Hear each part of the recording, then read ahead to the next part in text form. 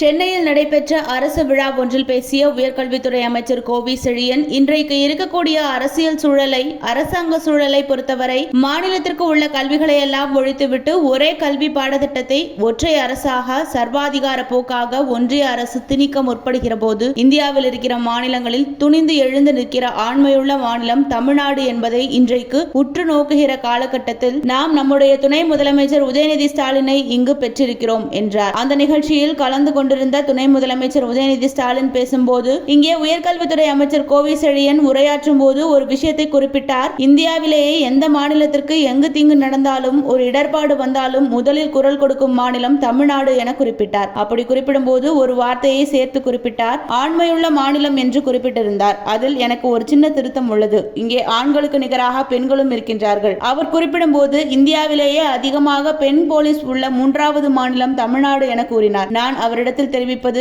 உங்களிடத்தில் தெரிவிப்பதும் ஒன்று. இங்கே ஆணுக்கும் பெண்ணுக்கும் வேறுபாடு இல்லை. ஆணுக்கு பெண் சரிசமம் என்பதை இங்கே குறிப்பிடுகிறேன் என உதயநிதி ஸ்டாலின் பேசினார்.